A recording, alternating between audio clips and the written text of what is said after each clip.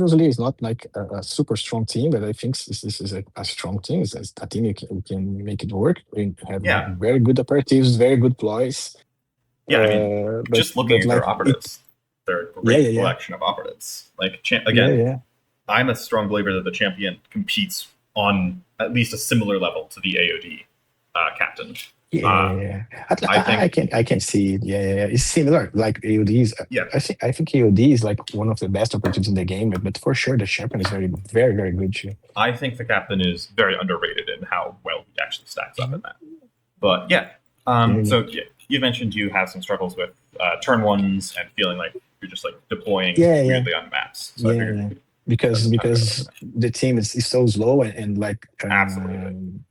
and then and the opportunities like I was like we are talking like before like I was used to play AOD for like I am learning the game yet, like I don't have a lot Yeah, of yeah. games, like I'm something like a little bit less than 30 games, but like I was playing AOD, and AOD usually have like more similar operatives.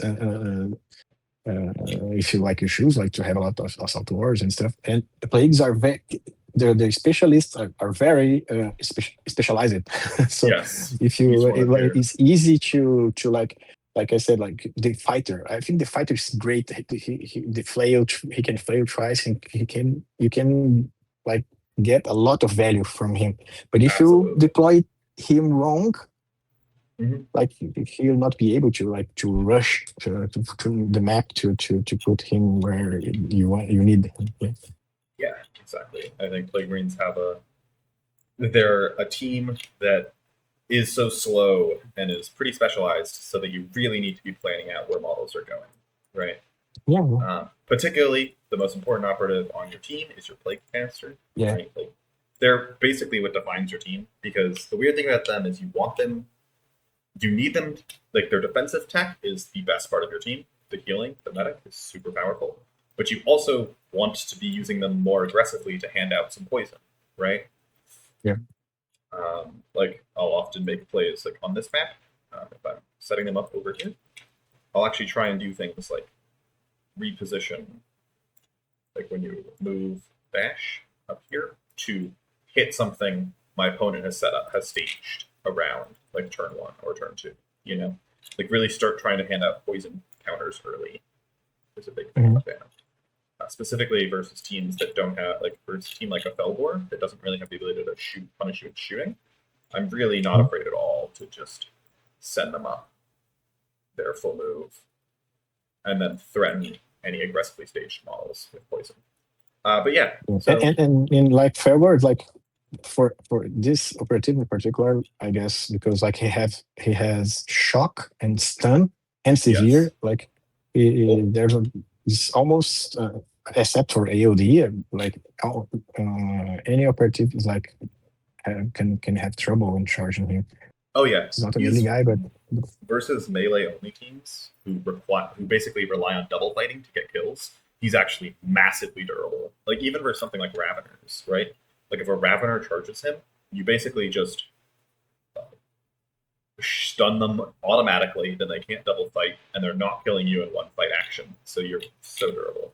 But yeah, yeah, yeah, play, but yeah, if they are fighting you, they can if they have a crit, they can block your only crit. If you have only the crit from severe, then you are a little messed up. So yeah. So that's something that I always think like for plagues. Like plagues have a they are very strong. They have great ploys, but a lot of them for me feel like you need to be aggressive to capitalize more of them.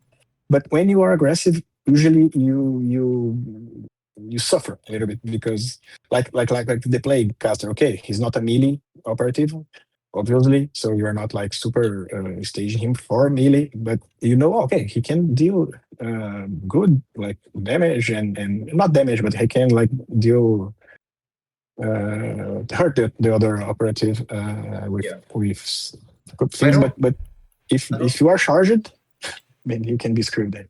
yeah, I don't think it's so much that your goal is to that it pushes you to be aggressive, but it does push you to have a really solid counterpunch game plan. So I Yeah. think this team is. I mean, I don't know. I think I told you that the team I think that they're the closest with in the whole game is Wreck-A Crew, right? In that Hmm. both of these teams' goal is to set up a little castle. Your goal is to set up like basically a position where you put one of your durable, often your melee operatives. So typically a champion or a fighter, right? Like these are typically your most aggressive operatives, or versus more shooty teams, your icon bearer, right? And you take one of these operatives and you're going to put them up, typically on the midpoint or in a highly contested position. And your goal is to sort of force your opponents to come attack you. So let's use the icon bearer as the example, because I think they're the most classical example of this, right? Yeah. Is that I want my icon bearer staged like this, and sometimes in like a smoke, right? Because if he's staged like this in a smoke, my opponent would be forced to come up within 2 inches of him and then shoot him, or be obscured. And then you want other operatives set up to counterpunch, right? So on this map, you have one of the best counterpunch threats in the whole game, which is why I have this map loaded in, right? You take your heavy gunner, you put your heavy gunner right here, and this model's job is to step out, counterpunch, and then step back in, right? And by doing this, you've positioned where I commit to hitting you, and then you get counterpunched, right? And this is very much on almost every map and mission versus almost every opponent. My goal is to set up a position, right? And then behind that position, a counterpunch, right? So you want an operative set up to typically in a spot that's scoring points. So that means either on the midpoint or on a banner, right? And then a follow-up operative whose job is when my opponent comes to attack my first guy, he's able to hit back, right? Now, this does definitely get weirder versus teams that activate you by a lot, like a true shooting horde, whose goal is to wait until the end and then come up and shoot you, right? And then ideally win initiative, shoot you again. Versus those teams, my goal is to only let them have one activation to hit me, right? So if we're playing versus Khazrakan, right? Khazrakan is like the most stereotypical. I just want to, as much as possible, if they commit multiple units, I have a response. So that could be handing out a plague with my caster or healing the operative they hit, but sort of force them to commit multiple pieces to kill one plague brain, right? Because against those forward shooting teams, they often don't have enough pieces. They have just like a couple power pieces. And if they trade down into you, like if they have to trade their Melta and their Plasma for one of your operatives, and then you kill the other two, suddenly they are out of damage, and you get to threat saturate them, which is where you just push all your operatives forwards, and they don't have the ability to hit you back, right? So versus teams like that, you can actually just like sort of put your whole team on engage sometimes, and ask them to come fight you, right? Once you understand the breakpoint well. But so this is, I think, the most fundamental setup models to like you can think of it as like almost hammer and anvil, right? If you know videos where you set up your big anvils and then you set up your punish pieces or your hammers. So they come in, hit your anvils, and then your hammers come smash them. Very classical. It's actually very strong, right? Because plague brains are durable enough that your anvils force out real commitment from your opponent, often of superior pieces. So versus horde teams, they'll force out more than one power piece to get kills, or versus elite teams, they will be risky kills, or simply they'll whiff and not kill you, right? So, but it's like I said once, that sometimes the playing with plagues, like you feel like the enemy needs to make like some kind of mistake, like falling for this, right?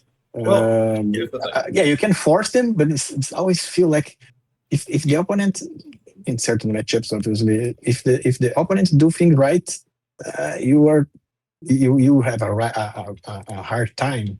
But this here, obviously, you'll not be able to do this for any team that can ignore obscuring easily, because the guy will just shoot you like from EOD. Like if the EOD had the eliminator, he will just shoot you. You just stage like this. And keep him concealed. Yeah. This is heavy, right? Yeah. Or the guys will need to be like in the middle to shoot you, like, and then you can like counterpunch, like you said. Yeah. again, your goal is to use 1 to 2 pieces to, like, it's not so much your opponent makes mistakes as it is you will win unless they come to fight you on your terms, right? So Mhm.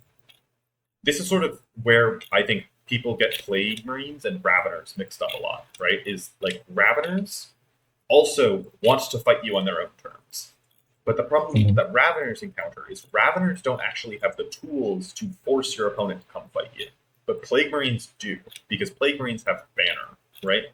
And so by planting a Mhm. banner, you force your opponent to come fight you in a way that a team like Raveners can't. Yeah. Because by doing this, I'm saying you have to engage me on my terms. So Mhm. let me throw out another, like a typical setup I would be looking for with Plague Marines, right? Just like a run through a quick turn one. So, would you pick an enemy team for me? Doesn't really matter which one. Okay. Okay. Maybe like okay. I have like can be like um, hey, Wolf Scouts maybe. Sure. Yeah, well, Scouts are actually a great example. Mm. That we can chat about why Wolf Scouts. So, a typical Wolf Scout Yeah, loadout that's was. one of the few teams like Wolf Scouts. One of the few meta teams that plays seems to have like a strong I game think Plagues right now. absolutely. Yeah, I think Plagues absolutely smash Wolf Scouts, but it is a good team to chat about, right? So Mhm. typically, however they're staged, right? I'm not going to spend too much time like doing all this the movement for turn one, Mhm, mhm, but mhm. Of course. I'm just looking at like let's say this is their setup, right? So they got the Rune Priest in the Mhm. middle, flexing between. They got Fangbear and they got the Trapmaster sort of defending the home, and then they're looking to like hard commit to the midpoint, right? So they got 3 Mhm. guys in the wolf towards the mid. So I'm looking at this, and my goal is to commit a minimal amount of resources to defending my home point, right? Enough that my opponent can't really take it, and then hardcore commit to the mid. So my opponent has committed sort of 1 Marine to the area, right? So I'm going to counter commit 1 Marine to the area.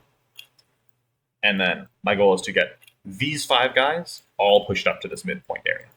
So typically what that would look like is I would want my end of turn 1, right? So we have our movements. We're going 5, 6, boom. You got like your gunner, your champion here. I would want my plague caster pushed up to be something like this. My icon bearer like this. And then my fighter is sort of a flexible piece, right? So on this map, this is what I'm looking for most games, would be something like this. So fighters set up like this, or come over, and then bombardier is set up. You can set bombardier up inside, but we'll say this here, right? So, and now with a setup like this, this is what I'm looking for turn 1, right? Well, because then it's turn 2. Let's say they have last activation, right? Which is always the annoying thing for them to have, but they've staged models up. They've staged models up. Right. They've staged Yeah, this and here. they and like as they can like move 7, usually they can be pretty aggressive Yeah, and like if you don't take care, you can be shooted even in TP1. And usually in TP2, you have like Wolf Scouts over you yeah. already. But if There's we see, other chips who can like be more conservative. But yeah, absolutely. If we see how this setup is going, right? Like we're pretty safe here. Mhm. And if I mean we can say they ran up here, but that's a mistake on their part. So we will say they didn't. Right? Yeah. They're just set up sort of like this, right? And this is of course a very good play right map. Like I'm showing you best case to just show Yeah. what the goal is, right? And then Mhm. we see our opponent. They got like this setup going. Boom.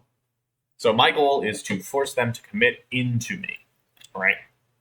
One of the biggest things about Wolf Scouts is that they don't require, they don't flip to engage to charge, right? So you can't punish them with a ton of shooting. But what we can do is if we move up here, boom, we can set ourselves up to get cover without being chargeable, right? And this is an important bit to understand, is that you want to do this often, is the cover without being chargeable. because now maybe they can't charge me like the pack well leader, like they move like no, crazy. they can charge you here, right? And that's all fine. Yeah. This is Mhm. acceptable charges. We just don't want them Okay. charging like this, where they're on conceal Okay. and we can't hit them back. Because even looking at this position right now, right? Like this is I mean, of course this is not an ideal use stage Wolf Scouts, but we Yeah, activate yeah, this model, we move here and we pass. And then we ask them the question, what are you doing? And we have contagion and lumbering death running and nothing else. Right? Mm. So we ask our opponent, what are you doing? And the opponent is forced to either commit something to us or pass, right? And it is almost always optimal for them to pass in this position, right? Because they have last activation. If they don't have last activation, it gets even harder for them. Where, I mean, truth, like look at the Wolf Scout side, right? And like, what is your game plan here? You could have staged the gunner more aggressively, and then you can be looking to push your gunner up and shoot, right? Like, let's say that's what you're looking to do, right? yeah. This map is very good, like to play Yeah. for us, because like usually the run priest can like threat you Yeah. with some Even if they have a very heavy, shooting from afar. let's say they have a But heavy. there's no light here. You're just like you have a lot of Yeah. heavy terrain to Let's get through. Yeah. let's say they put a heavy down just to help their staging, right? So, right? They're still left with the options of either push up into you, right? There's nowhere this gunner can go that they shoot you and you don't hit them back, right? Yeah. Because if they come here, you have your Yeah. shooting pieces, right? You can either Probably move your you'll heavy be under gunner, smoke. shoot I them guess back. probably you'll Yeah, be under smoke. yeah. But even if they move here and ignore obscuring, right? Boom. You're Mhm. still Okay. boom. And then the fun thing is that's not a guaranteed kill, right? So they shoot you with this, right? That's 4 attacks hitting on 3s. Boom. We'll roll it real quick. 4 attacks hitting on 3s. They CP reroll one. Boom. I miss. Even if they had gotten the crit here to punishing, do another one. You roll your 2 defensive dice. You save 1. Don't be afraid to CP reroll. But like this isn't a kill right now, right? Because this is doing 6, 10, 14. This attack right here is a 16 damage attack, and if you play damage reduction, this won't kill, right? And so suddenly they've committed a piece, and they either have to double shoot you, or their best case scenario is trading this model for your model, and now they're out in the open, right? So their goal is going to be last activation do this, and you will have the ability to. You're gonna so if they're playing aggressive, right? There's sort of 2 options here. They're either charging you, trying to fight you and bring you down, in which case they're charging into your contagion ranges. You're hitting them on the way out, and you're oftentimes they don't actually kill you, right? And anytime they don't kill you, you can medic yourself back up, and then it requires another piece to be committed, right? So you end up with this very nice sequence where they're forced to commit piece after piece into you, while you are simply waiting for them to commit and then hitting them back, right? And that's very much the way Plague Marines wants to be playing. Okay, sorry. I spent a lot of time chatting about my goal is just to show how setting up like this actually makes it very difficult for an opponent to make good decisions into you, right? Their decisions become either wait till last activation, which is let's say they're doing that, right? So they're passing through everything. Their plan is last activation, run gunner up and shoot your icon bearer, right? So this is like their best play, and your counter to it is you just wait, is you pass through, and on your last activation, you're just going to move your Plague Caster up. You're going to go ahead and infect that model, and then you're going to dash back, right?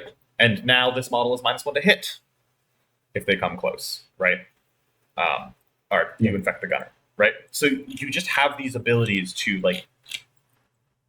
survive if players play aggressive, and then you punish with Plague Caster, or you punish with actually playing aggressive, right? Like last activation, you could move dash your gunner, boom, up, and shoot, land. So if your opponents are staging into you, you can punish, and if they're not, you just use the combination of Plague Caster to survive and then hit back. Okay, sorry, you had some questions you wanted to chat about, and so I'm happy to Yeah, discuss no, it's those. more like the thing for me. It always like it feels like the idea is better than when you're like try to execute, because like sometimes what can happen, like maybe this guy here will just like charge your heavy, Mhm. and like if they kill you, you need to like charge with this guy here maybe, but then you are like exchanging operatives, and not probably not, because this guy will not can resist. I don't know, and I mean, not it really. seems, like Like, one bad like this move seems like it's pretty possible that the guy will just smoke the icon yeah, yeah, banner, yeah. So, right? best case, they smoke your icon bearer, right? And then And you're now, not don't have more contagion for free, yeah, yeah, yeah. and No, I your mean, starting CP is it like for it sure, seems it like for it's sure so can go poorly, yeah right? Like, if your opponent pushes up here and shoots you, it definitely can go poorly, right? Like, they can reposition here, shoot you, yeah yeah. and If then they win couldn't initiative. ignore obscuring, if they couldn't it would be great, because like they would need to shoot you like poison, yeah, and Mhm. then the plasma would not be that Yeah, yeah, yeah. fearful and stuff I like guess that. So the idea is so that, maybe like, I don't know. Maybe if the guy is here, like then you need to yeah, be closer to shoot you, because here I you will don't be on really conceal. I don't know. I don't. In the end, I really don't think it's an issue of how this model is positioned, right? I think Mhm. the idea is that, like, you as Plague Marines sometimes just have to accept some shots, right? And Yeah. yes, can this gun technically kill you? Absolutely, but it's really not likely to. I can throw up the math for you if you want. No, I can't do like in conceal. Like, But it's not just like the math and always like is actually, especially with the combination of if you're willing to spend CP on it, the math is always pretty good for you on surviving. And if your opponent fails, they're in a terrible position a lot of the time, right? Like, this yeah. play works. This play feels awesome if they are last activation into first activation, right? Like, Mhm. that's where Plague Marines really struggle. But the truth is, most teams struggle in that position, right? If your opponent has the initiative cards to last activation you and then first activation you, especially in the elite mirrors, right? Like, that Mhm. is just really hard to overcome in a lot of elite mirrors. It's why a team like Mhm. Phobos or Nemclaw is actually so good in the elite mirrors, is because they always have that last activation, right? But the problem Mhm. in a match like this is that if your opponent makes this play, it means they went second, which means they probably don't have the initiative cards to win. So even if they make this play, they could because they can double shoot, right? So they could shoot you with actually the gunner can't, Mhm. but they could shoot your icon bearer, and then let's say they shoot, They can roll all crits. yeah They shoot and they charge shoot or something like that. they shoot and roll all crits, right? Boom. Mhm. Now you win initiative, and this model is like a threatening piece, right? But you Yeah. can heavy gunner out, shoot them back, and then you give them another question, which is, hey, how are you going to commit to killing my heavy gunner? Like, you're okay playing these type of games where players move up and they hit you and then you hit them back are generally extremely Plague Marine favored, right? Of course, sometimes they can go poorly. Dice are dice. It is a dice game. But the idea is that anytime they don't kill you, between medics, between your medic, so anytime they like low roll between your damage reduction and your medic, you can survive the low rolls and then heal back from them. So your opponent has committed a piece and gotten nothing in return, right? Or gotten very little. Like, let's say they shot you and did you disgustingly resiliented and lived on 3 life, right? Which is a pretty typical result. Slightly worse than average. Like, they did slightly more average than they will typically do. Mhm. Well, on average, that shot would do. Uh, this shot will do 11 damage on average, right? Mhm. Well, so this is a pretty exactly average result. And then Mhm. you win initiative and you heal, and then don't be afraid to do something like a charge. But you can Mhm. make plays if you get a heal off on this model and you heal them. The most common result is 7, so 7 heal, but it's typically it averages out to closer to 6, right? 5 to 6 wounds healed. One, two, three, Yeah. 4, 6. And then your What opponent. scouts I get usually is best to just shoot them, then shard them because they have a lot of Yeah, of for sure. shenanigans with shards. So probably you just shoot the guy. Yeah, so even here, you just activate your Plaguecaster, flip to Yeah, engage, for sure. Yeah. you heal, and then you Mhm. shoot them, right? You just shoot them twice. And even if this Yeah. doesn't kill them, they're then left with the option to, they're probably injured here, and then they're either shooting you while injured, or they're running away. And all of these are sort of Yeah. good results for you. You can really make yourself get some good results on a lot of things. What it comes down to is you just can't ever let yourself have isolated models, right? As Plague Marines, you really need to, every model Yeah. needs to be set up with a protection piece. Like you, Mhm. this is more than any other team I would run in pairs, right? I would assign each model a teammate and sort of run those two together. Typically, I want to do like a 2-4 split, right? Like I don't want to be playing 3 objectives. Plague Marines are the Plague Marines are the Marines that are the worst at playing every objective. You almost never, anytime you're trying to, like I saw you playing 3 objectives in your previous game, right? Where you had one model on your home point, 2 models in the midpoint, and then 3 models attacking their home. And the problem with that is you're just so slow that your opponent can overwhelm one side faster than you can rotate to support it, right? So in that scenario, what I would be wanting to do is I'd be want to have one guy on my home point. Probably, maybe you could put one guy to attack their home point, just to force them to defend their home point, and then 4 guys in one area. Because Plague Marines are the Death Ball team, right? This is a team where each model gets stronger for having other models near them, right? Your medic keeps everything else alive. Your Icon Bearer makes everything else harder to kill. Your fighter punishes opponents for committing multiple resources to killing one guy. Your whole team forces them to commit more resources to kill one guy. Your heavy gunner has torrent. Like you have all of these tools to punish your opponent for. You have a lot of AoE effects, right? Like you have with your banner, with your torrent. You got torrent. You got blast. You have the fighter's swing. Like you have a ton of effects that punish people for grouping up.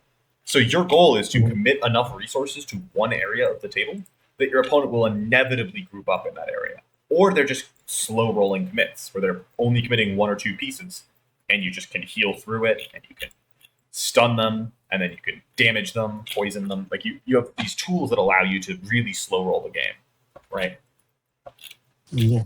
It's like you need to like choose two objectives and like make movements that forces like as you cannot be like super aggressive with movement and you usually want to like start being more offensive only in TP3 if possible. Yeah. You need to like make smart decisions so that the other team comes to you in your turn, something like that, because like you are not exactly. Your goal is to rarely you be able to like force against them. Yeah, but then you need to like make them take took hard decisions. Yeah, your goal is to make them want to come to you, right? Because when they want to come to you, then they're coming into your winning position, like something like this, right? Which is a position you'll often end up end of turn 2 more so than end of turn 1, right? Which is you have multiple operatives here, sort of sitting on this point. You have your banner down in this middle section. And you don't always play banner, to be clear, but banner is the easiest one to express like the game plan, right? You got your banner chilling. Yeah, almost any time I think banner or dominate. Yeah, banner, dominate. There's some matchups I would play sweep and clear versus. Like in the Revenues matchup, not in the Heavens matchup. Like we are saying in the when you are hoping the guy with Revenues, right? Like versus Rattlings. Versus Rattlings and versus Canoptek, maybe? Yes, versus Rattlings, versus basically models that can just stop you scoring 2 on the banner for free is sort of what I'm looking at. I actually would, versus Canoptek, I would just be looking to play Dominate. Canoptek is such a weird team, but versus Canoptek, my goal is to just stage everyone as aggressively as possible turn 2, and then hit them with everything turn 3, right? Okay. Kill the spiders. So. Yep, your goal is to just end of turn 2 versus Canoptek, I want to be staged like this, where I'm just like 3 guys here, 3 guys here, and then every single model, when they activate, can go hit a spider or go hit something, right? And you just can overwhelm them. Same thing with something like a Hydra Tech, but Hydra Tech is weird. You gotta really play differently in the Hydra Tech. Cool. So you again, you said you had a list of questions? I don't know if that's like an organized list or Yeah. No, it's more like not questions specifically, but more like things that I think that could be cool to talk about. Like we talk about very quickly about tech ops, but I think you can talk more about tech ops when we talk about matchups and maps. But I was thinking about like equipment, because like plagues is so usual to people to use ladders, for instance, and sometimes like you don't really use them, and sometimes not that easy to see when you need them and stuff. I think I probably barricades. Change equipment less than most players in the game, right? I'm not really looking to like fix myself to my map. I think a lot of the time, trying to adapt your game plan to the map, like if you want to, how do I put this? Plague Marines are water, right? A lot of the time. Your goal isn't to make the paths easier. Your goal is to find the easiest path, right? In a position, there's some maps where this is. Yeah, but this map is pretty good. This map have a lot of heavy terrain. This is the best Plague Marine map, by the way. This specifically red side of this map is absolutely disgusting to play. There's one map that I think one Volcus map that I think is like a little bit hard. Is like the let me see if I remember. Like I think is the. One second. Is the Volcus 5, I guess. It's a little tricky. This one? Yeah. I think this map is great. Right here, there's like a double overlay of objectives. Because usually in this area, like if you have a team, like I remember fighting like Wolf Scouts here, fighting Salvagers here. The guy could just jump and shoot you. So and he would like ignore almost any cover if you're in the middle, something like that. And Wolf Scouts can like be, and this part of the map, for instance, is pretty hard to without equipment, because you are far away from anything. If you like put some guys here. I mean, so just looking at this map, right? I play this map one of two ways from this side, right? And I play that pretty much every time I encounter this map. I'm doing one of two things: either I'm putting one operative here, or I'm putting no operatives here, right? If I'm putting an operative here, this operative's only job in the entire game, I'm setting an operative here because I think or I know my opponent is playing flank, right? If you're up against a team like Felgor Ravagers or some Wolf Scouts might be on it, something like Mandrakes. that. Some Mandrakes. Felgor is the clearest example, right? Where Felgor are basically every game going to be on flank. And I would put one operative here, and this operative's only job is to sit here all game and deny flank. So you want to put them like this. Got like a good cover line, but not anything special. For Felgor, you can even be more aggressive because they don't really have much shooting. But this operative's goal is to not die and to shoot whoever comes over to flank. Yeah, and probably like on this side of the map, you're not having the leader offering the dash for free, because they are not. They will probably being more concentrated here. Like so, the guy who charging you will be. I don't know, but they are like 10 operatives. They can like. Yeah, and then the Felgor is like the Felgor matchup for every team. Like they are pretty. They're like three guys pretty strong, 3-4 guys pretty strong. Yep. But they are resilient because of the frenzy rule. But they're like the ones that can kill Marines are like 3. Yeah. But again, this is not against Felgor specifically, just against teams that play flank. I would try and put someone over here. Otherwise, Mhm. my game plan is Bombardier goes here, and then I put 2 guys behind the door. Typically a champion gunner or Mhm. fighter gunner. I would probably do fighter gunner on this map. And then Mhm. you set up your little death ball over here. So I would set something up like this. And end of turn, my goal is to A guy here would not be able to shoot the guys in the if you're up here with like you can a sniper team or something. Probably you'll be able to shoot freely, right? you get this cover line. You get a 45-degree cover line. So this model's not actually shootable. Okay, okay. And my goal is to do something like this, where you have either, depending on if it's a melee or a ranged matchup, determines this. But you Mhm. want either 1 or 2 models just chilling here, right? Mhm. Well, Mhm. like this is the end of turn 1, right? Is my goal. Some teams threaten you more early, and versus those teams, I might be staged like this and this, right? But my goal Mhm. is to just play 2 points, right? I want to, Mhm. ideally as Plague Marines, commit a minimal amount to my home point to defend it. Especially on this map, it's actually quite hard to attack the home point with significant amounts of units. And then everyone else sort of sets up for the middle. I think trying to play a wide game is deeply flawed and will lead to Plague Marines crumbling because your opponents have the speed to collapse. You need to decide where the fight is happening. On this map, you look at it and you say, I think the fight's going to happen here, right? And then your goal is to set yourself up to have the best chance at winning that fight. Boom. Boom. So something like this. Boom. The only problem here that there's something that I always we were talking like yesterday. The icon bearer is like a guy that troubles me usually because like you want him going further because you want the free contagion because you have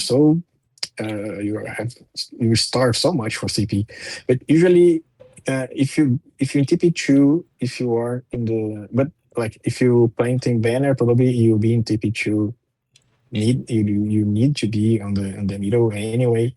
But Mm-hmm. sometimes like this it seems like okay it's not working. Maybe I don't know. Maybe I don't know if it would be good, but like probably I would use him like here to Yeah. have like a I think you can do that. free contagion. I don't think there's like some debate if you can put a banner here. You There's can some on TTS at least. You always can. There is a place to yeah fit it here on TTS. Some yeah. So this map some tournament this is very organizers, good for that. Yeah. yeah, you throw your banner down here and you just play this side of the table. But like even thinking like a dominate matchup, don't again. Mhm. I don't think his value is way more his 3-inch bubble than it is in free contagion. Free contagion is Mhm. nice to have, and if you get it twice per game, it's awesome. If you just get it once per Mhm. game, you're not crying, right? If you get it 0 times Mhm. per game, it feels sad, but it's really not the end of the world. This is Mhm.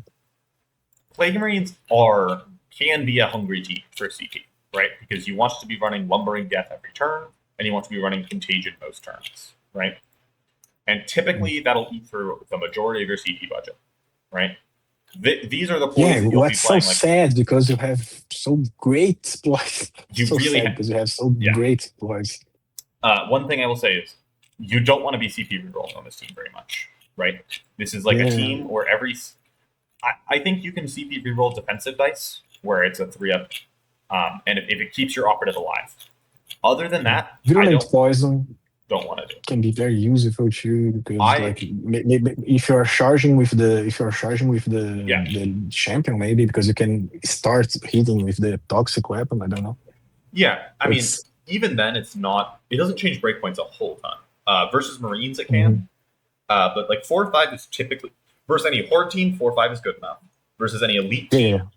if they're staged aggressively enough for your champion to hit them, either your champion is your forward piece, in which case you don't care really about how much damage he does. You care way more about how survivable he is, because Mhm. you have other pieces set up to do damage, or you can poison them beforehand. You do occasionally use this for your own poison, but it's really not used a whole ton. Sickening Resilience Mhm. is the one I see used the absolute most that just shouldn't be used. Sickening Resilience is a ploy you play if it's the difference between living and dying, right? If Mhm. if you need to make 3 disgusting resilience to live, and you have this ploy, then you can play it. If you're playing this ploy for damage reduction, to like to change an operative from living on 6 wounds to living on 5 wounds, it is just almost always a mistake. Oh, for sure. Yeah. This ploy is, if it would kill me and it doesn't kill me, I'm spending a CP to keep a Marine alive.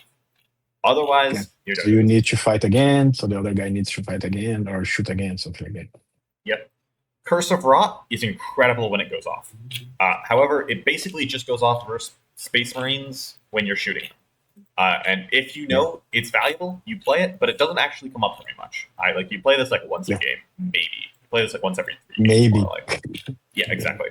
Cloud of Flies, don't play Cloud of Flies. Cloud of Flies is really cool, but the problem with Cloud of Flies is this is just a CP hungry team, and you know what else you could do instead of Cloud of Flies? You could take smoke grenades. Smokes. Yeah. People love not taking smokes on this team because they have Cloud of Flies, and then they run out of CP. I think if I were ranking the equipment in terms of how often I would drop it, it looks like this, right? I'm running Plague Bells every game no matter what. I'm running utility grenades every game. I'm never dropping utility grenades. And then I'm running Playgrounds 90% of games. I'm running Poison Vents probably 75 to 80% of games, right? And these 4 equipment, I'm playing the vast, vast majority of every game I'm playing. There's occasionally times where a light or a heavy is required, but I will almost always, even looking at my staging, right? You'll notice that I'm always setting up without placing barricades because I think barricades on this team suck. Because you remember earlier when I was using the water metaphor? Your goal is to find the easiest path and then take it. The problem with barricades is you're making your own path harder. Because anytime you're standing behind, barricades make moving through the map harder, and Plague Marines are bad at moving through the map. Right? Yeah. You don't want to be making it harder to move through the map because one of your biggest strengths is concentration of power. And so you want the ability to concentrate power in specific locations. You just want the ability to hit this point with everything. And there's almost no maps you actually want to just not. You actually want to run barricades on. They're extremely situational, in my opinion. Of course, there are plenty of other top tier players whose opinions I respect that like barricades much more than me. But my school of thought is, if you're running a barricade, you just, as an elite team, you just shouldn't. There is even the maps that everyone looks at and goes, "Oh, you need barricades on this map." Let me pull up the most typical of those, which is. I never play in Gallowdark, but in Tomb World, certainly there are some maps that you feel like you need some barricades because if not, you need to be one plagues every. Every turn should go through. Every map that people say that about, I don't think you should be running barricades on. Let me run through that. The most classical map in which everyone thinks you need barricades is this one right here. It's on Tomb World number.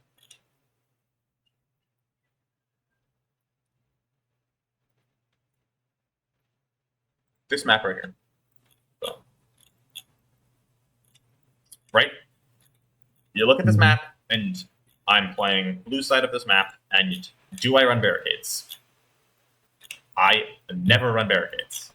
Whether I'm on red side or I'm on blue side, I simply do not run barricades on this map. I think there are 2 options when it comes to barricades in this map. Either your opponent has Seek Light, right? In which Seek Light has the Seek Light ignores obscuring combination, right? Yeah. In which case your barricade doesn't do anything. Or your opponent doesn't have Seek Light ignores obscuring. In which case, my game plan is, instead of playing this point at all, right? My game plan is deny this point, play another point harder. So on this map, let me just quickly pull back and play things. I had to. But I can understand it, but the one problem is that you we as plagues don't have any kind of sick lights, so Yeah. so if the guy is here, like you'll be with Playcaster doing miasma, I guess. But Yeah. but So if again, even in this scenario, what has your opponent done? They've taken lights and put them on this point, right? yeah. So there's no reason for you to have taken lights here, right? It's Mhm. my game plan is either my opponent puts lights on this point, in which case I will use their lights, or they haven't, in which case I will just defend this point. I'll put a model here, put them on guard if needed, shoot them if needed. And even in the situation where it's like, oh, my opponent has no seek light, instead I would rather just walk out and stand in smoke, right? Boom. Mhm. You just put a smoke grenade on yourself and you're chilling. I think basically every map you get more value from standing in smoke than you do from standing behind cover. There's Mhm. some exceptions, but there's very, very few. It's definitely this changes if you're not playing elites, but we're chatting about elites right now. So Mhm. as elites, I just don't think you should be running barricades. This is a tip I've given to a bunch of people, and people who try it definitely do succeed more using it. Right? Mhm. I think Yeah, because if if there's a guy guarding on the other side, you probably will need the smoke to yeah, not be shooted, I guess. you just throw smoke, run up there, right? Like Mhm. boom, boom, or you just stand here and you shoot them twice, right? Like if they're guarded, you're happy to get into gunfights with people. If they have concealed guard, then yeah, you throw smoke, move up. Like maybe versus something like a Hyrotech, right? Which is a specific scenario where it's a team that has zero seek light but has ignores obscurity. Then I might consider taking the light. Um, Mhm. but I would just recommend as you play, try and move from taking seek lights as your or taking barricades or taking ladders as your default to not taking them until after a game you go, oh man, if I had had a barricade there, I could have done something, right? Mhm. Like, I just think your default should be don't run them. And then if you encounter matchups where you find they are good, then you can start to incorporate them back into your playstyle. But I think you'll get a lot of Mhm. success from dropping them and then trying to return to them. Right? Mhm. Mhm. Yeah, I guess usually there's some use for light barricades to negate the use of the for the enemy. I don't know if this is the best case, but there's sometimes like you can use them for like to try to not allow the enemy to put another thing within two, I guess. Yeah, I But just think that's getting really fancy, right? Is what I'd say. Mhm. You're taking equipment to try and stop your opponent's equipment when generally I would say there's very few things your opponent can do that make you unhappy on this point, right? If your Mhm. opponent puts barricades there, you can play using those barricades. If your opponent doesn't put Mhm. barricades here, you deny this point, right? You either they're giving you the ability to play this point or they're not, and you're okay with either of those options. Mhm. Yeah. You The only bad thing is like the movement. Like if the guy is guarding, you yeah. need to spend the smoke. And Sometimes you got to reposition dash. There's definitely like positions where it's awkward, but again, I don't think sitting here is really helping you very much. I would just rather Mhm. anytime I see a position like that where it's like, oh, I would need barricades in order to set up a better attack on this point. I'm like, my immediate thought is not, oh, I should take barricades, but instead, oh, is this a point I need to Mhm. attack? Right? Like on this map, why would I be going there when I could be going here? Or just be defending my home point? Right? Like there's so many other things I could be doing instead of spending more resources on a point that my goal is Mhm. to deny, or my goal is to score a point off of. Because like even for So you something like think? the eliminator, right? The eliminator is like the classic option for planting here and saying, this is my room. You can't come in. Mhm. There's a lot of missions where I'm very happy to just activate, run in, smoke myself, get the point, and then run away. Right? Like, get the point. They shoot me. An obscured eliminator doesn't kill a space marine because he needs to double shoot to get Mhm. kills. and he can't double shoot if you're obscured, so you're fine. You're happy to just tank damage here in order for points. Of course, this is a situational play, but it's like the most like they have the best tool in the game for denying you this point, and you're pretty happy to just go grab it anyways. Like as Plague Marines, you got HP if needed. You don't need to be taking. You don't need to be putting more things on the table. Your goal is to flow through the table, right?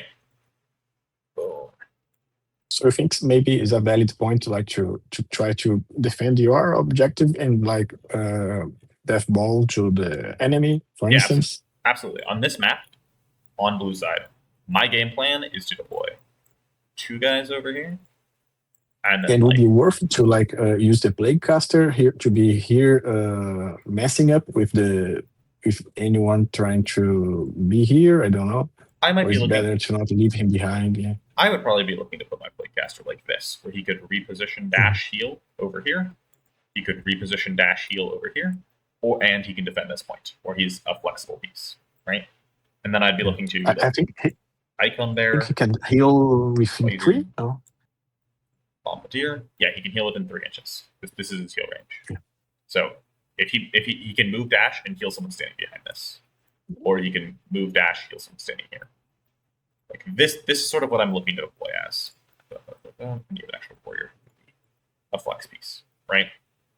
I can put this warrior over here. And with this deployment, my goal is to accept a challenge if my opponent wants to come from my home point. My champion beats the shit out of 90% of operatives in the game, right? Like there's just very few operatives that beat a Plague Marine champion one-on-one.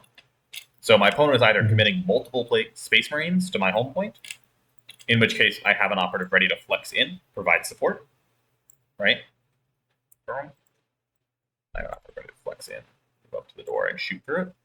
Or I have a second operative ready to flex over here, or my opponent simply won't attack this point.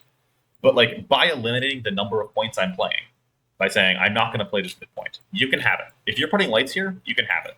I'm not going to really fight for this point. Instead, I'm just going to hard aggression your home point. I'll go. This map is a little clunky in terms of how it has to be set up, but you can do something like this, right? You just boom, boom, boom, and then versus another elite, if you have last activation, I might even consider just running out in the open, right? Like not trying to be in cover here. It would depend on the elite, on the matchup, but like don't be too scared is what I would say. If it's your activation, don't be afraid to do something like activate Bombardier, reposition, dash, go on guard. So, because your opponent is now forced to either accept your shooting in response or let you stage here, right?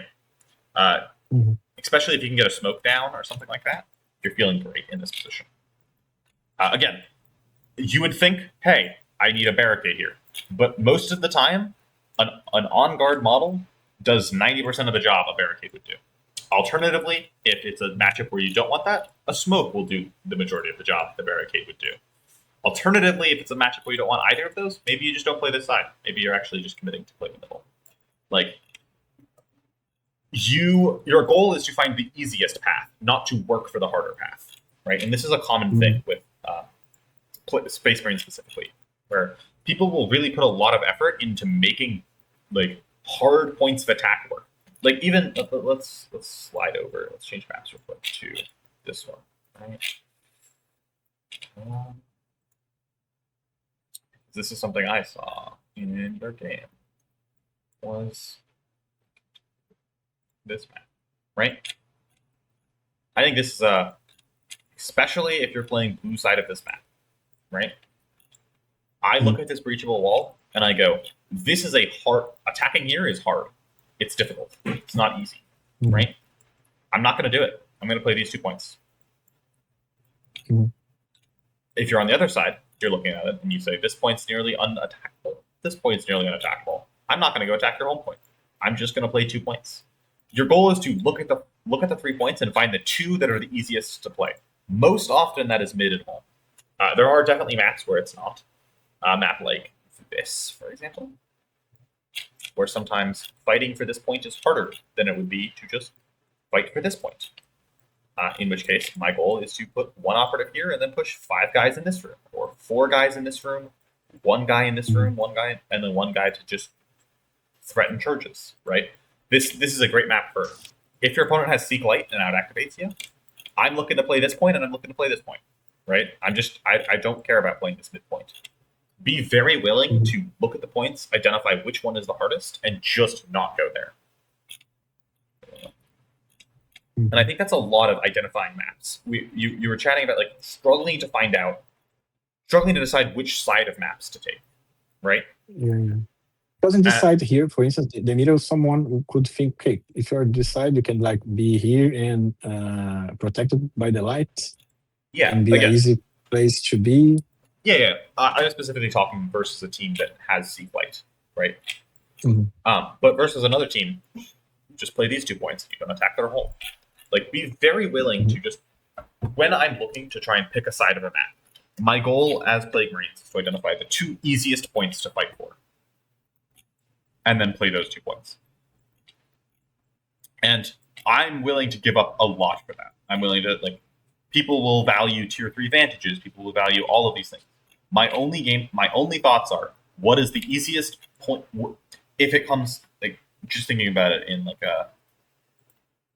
you treat your home point and then your second point, and your goal is to decide which side has better access to the second point. Because typically home points are like, you don't really care if your opponent's attacking your home point that much. Your goal is to play 2 points. So if they want to come play your game on 2 points, you're happy to do so, right? This is a weird map. This map is super weird. I think this map is extremely successful for me over my experience.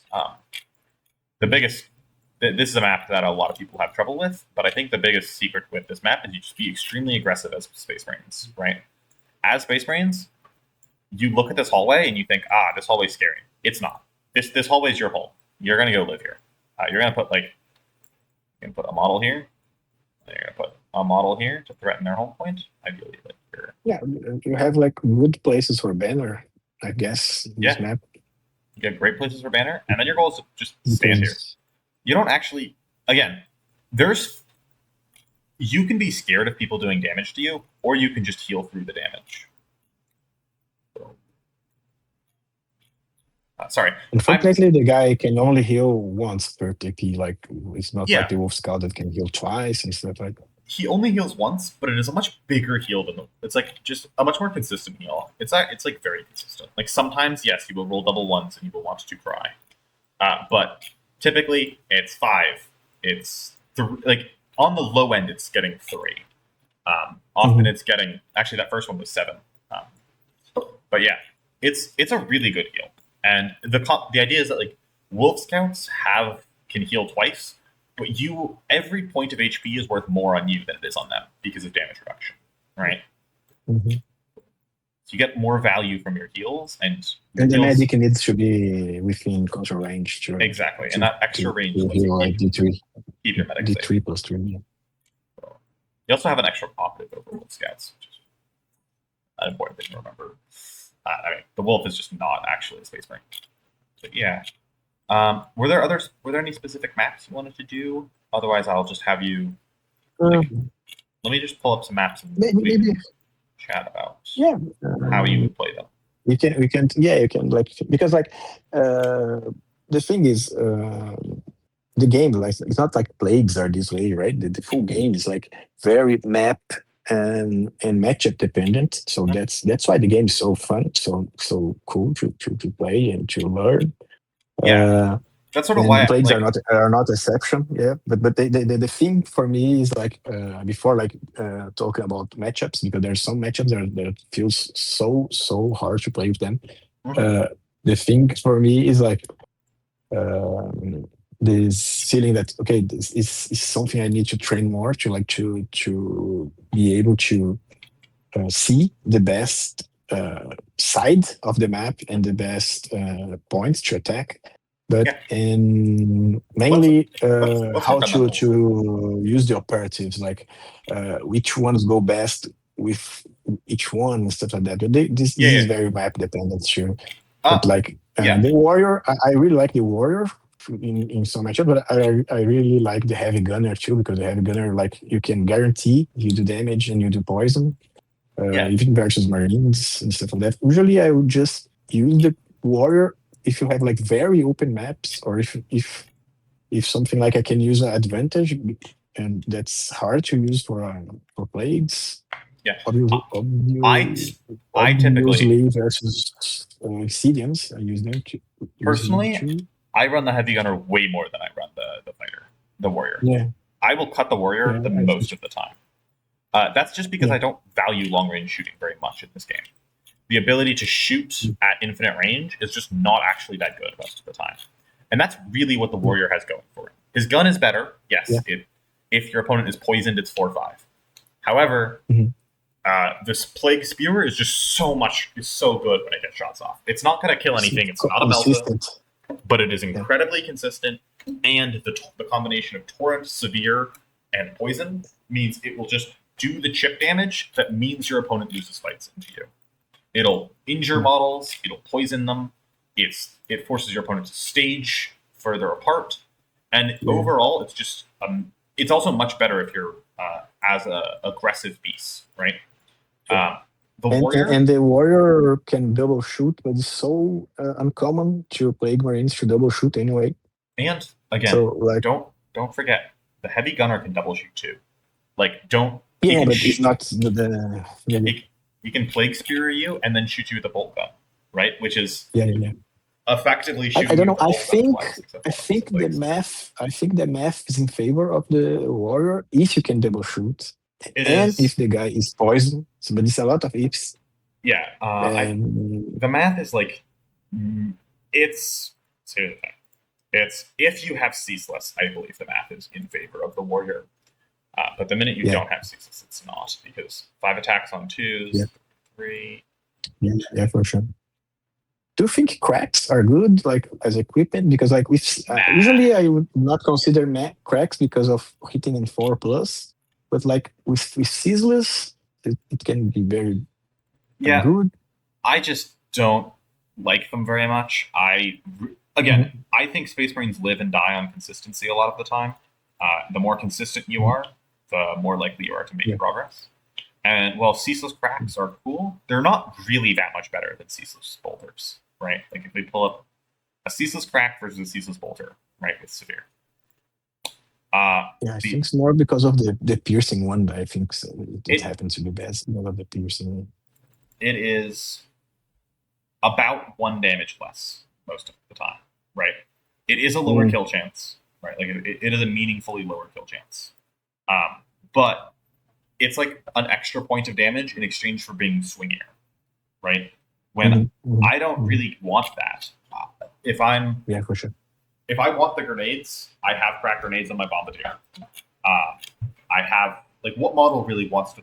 I ran a lot of grenades before the fighter got a bolt pistol, Yeah, for sure. right? Back when you needed them to shoot with them, but now that you don't, it's just a pretty small average increase in exchange for more spikiness on your dice.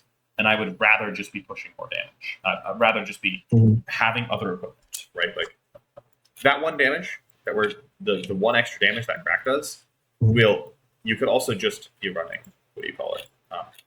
And stuns. I think stuns. I really don't like stuns, but I'm like I said, I'm starting knowing the game, but because for me it feels so bad when you roll a 1 or 2. It's like it's not a small chance to not stun the enemy.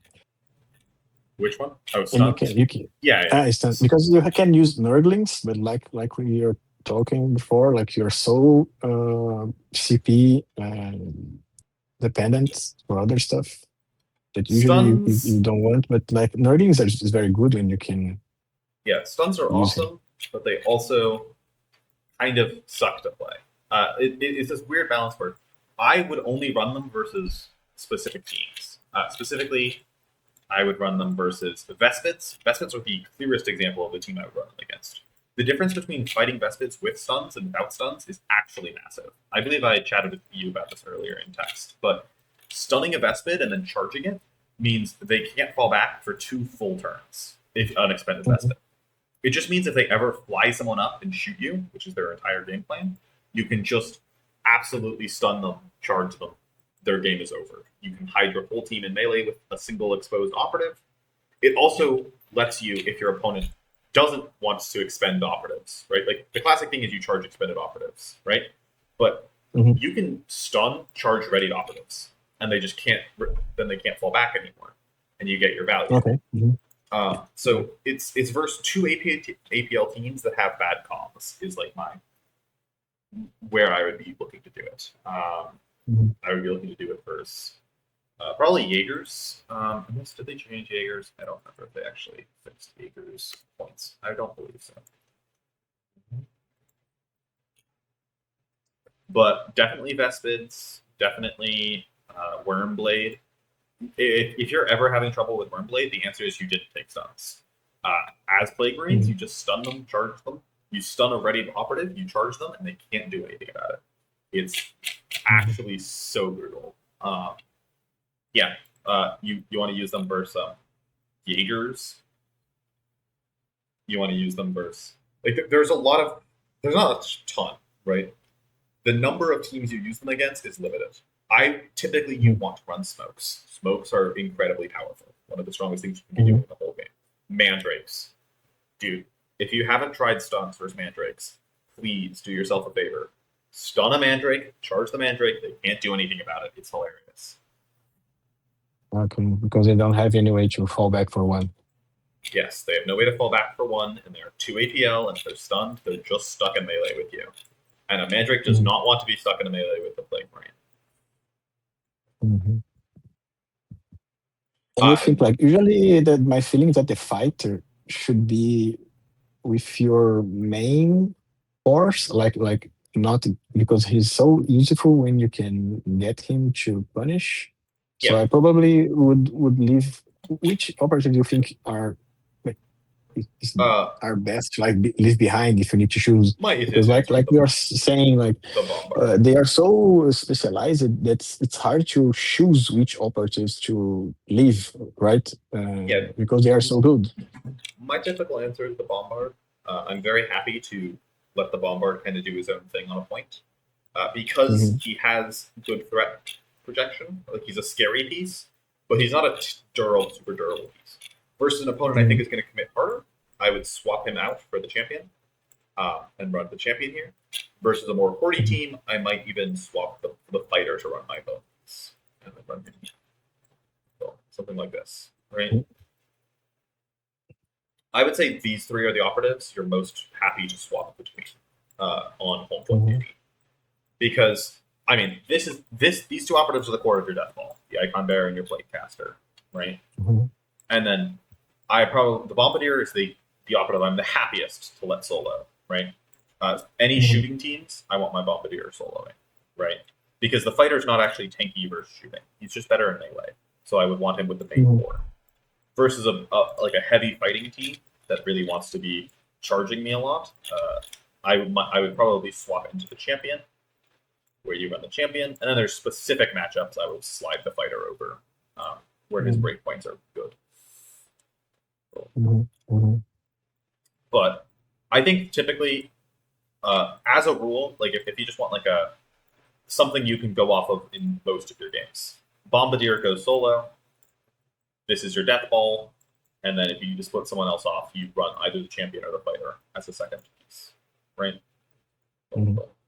Yeah, champ, and if you feel like in some maps like you'll be left alone the whole game, like, for sure, I guess the Bombardier is good when you can miss him less. Yeah, on maps that are naturally hard to attack, right? Like this map is a good example, right? Where it's like pretty difficult to attack this point. You can sort of put the Bombardier on your home point and have him serve that role. But if your opponent's if you think your opponent is going to commit to attacking you, you probably want your champion doing it, because your champion is the highest single power operative on your team. He's just really good at fighting. Like I think he's on the same level as the AFD captain. Maybe slightly worse because he doesn't have tilting shields. But tilting shield is the only thing that I think makes the captain a stronger piece than him. He's really tanky. His healing feels disgusting. If he heals, because remember, he can heal on his first fight. He doesn't need to fight twice because his first hit will poison them, and then his second hit will heal them. So he's effectively just an 18 wound model in melee that if he survives next turn, heals 3 more. Yeah.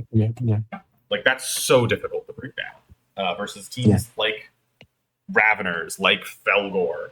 Like this model just doesn't die. This model can survive like some of the bulkiest things in the game and just beat his way through. Not the only tool on the entire team with Felgor that effectively kills him is the Mangler, right? And the Mangler kills everything. Yeah. Because the Mangler will do like 11 damage or 10.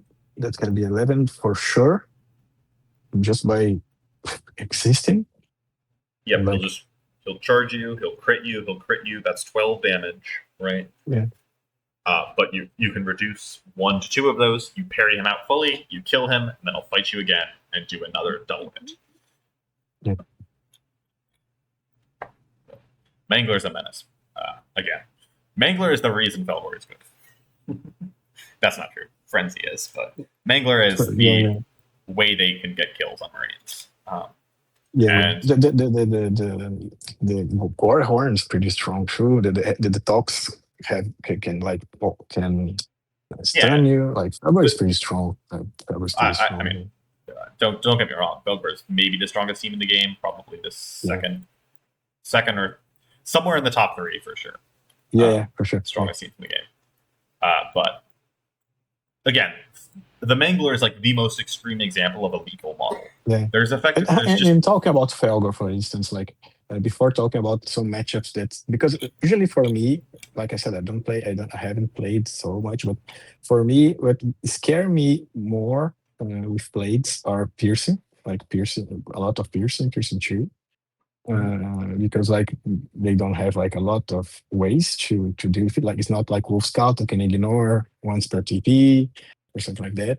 And because like if the team cannot ignore obscuring and don't have like good ways to ignore sick light, it's really like half the trouble is gone for plagues, because you can use smokes, you can use even a light barrier if you need something like that, and you can position yourself in a way that if your guy needs to hit you with an Alta, you can stage in a way that he needs to be hitting you with as injured and because you can place yourself with the icon barrier or something like that.